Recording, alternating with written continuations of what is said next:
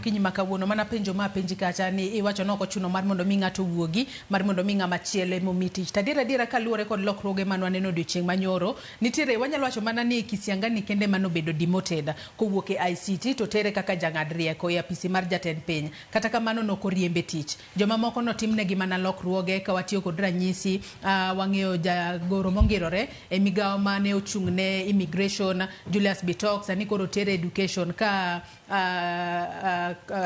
machielo cha Belio Kipsang koro tere wechego mag immigration matende ni onge ng'ata ma oriembe tich jatend piny otemo mar mondo mi o accommodate ji duto matende ni koro kwana mago mag jogoro mongirore owuok e 42 ochopo kanyo 51 mae biro bedo ka konyo nade agenda mar jatend piny mano mar bottom up economic transformation agenda mosebedo kogoyo ne debe kendo nowacho ni lokruoge makamagi atimo mondo ane kaka nyalo medo chwalo agenda mara mar bero piny Kenya. Now, mokwongo nyaka wang'e ni President William Ruto ochalo jaduong' dala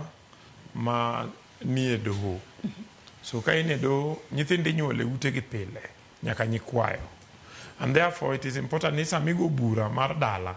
to nyithindo ma onyuol manyien machako dongo mabedo yowuoyi gi nyiri nyaka kel mondo bed kama ji goe bura ka kigo bura bila nyaka iluongi abila maka abila ne tin tiyara abila no mondo ji obede. Now gima nyaka wang'e ni the fact ni appoint more people as PSS okay the first time okay Kibaki nenegi about 51 PSS gi almost 40 cabinet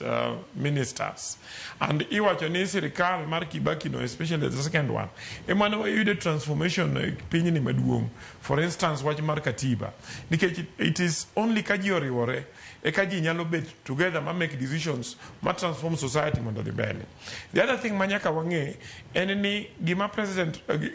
ministries state departments ok ni gin gik manyocha onge ibro yudo ni for instance kidhi Ministry of Transport kaka asewacho tiyudo ni nitie joma ne tiyo mane focus on aviation nitie joma ne focus on transport so jatele momigi manyien gima ji wacho ni pesa ni bro dwaro pesa mang'eny ahinya ok wa set up a new government structure. Okay, ka at the new PS of the kanyo to the jomanyo tiyo negi mana allowances moko ari adek ema nyalo medre kata kam tokni and offices ibro yudo ni departments go already gi offices manyalo bedo recognized tim tokni magi nyalo tiyogo. So I believe ni ka gi focus on gima president se wacho ni gi duok expenses piny pod wanya duoko expenses piny kata wa include jite. Secondly and ni for the first time koro wakelo expert areas gi kendo wakelo stakeholders. For instance gimane mheshimiwa se wacho wach mar ng'ane Oluga okena ena a health practitioner en ng'ama osebete ndara gi trade union kagore ne jotich matiye health sector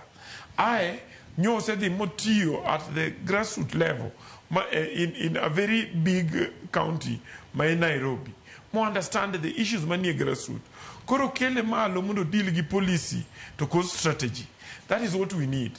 Okay, then wach mar mine wasebedo kwa ywak ni mine ok bed included.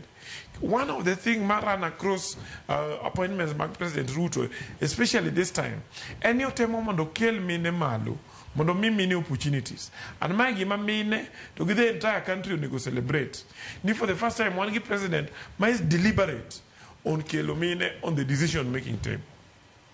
Yeah.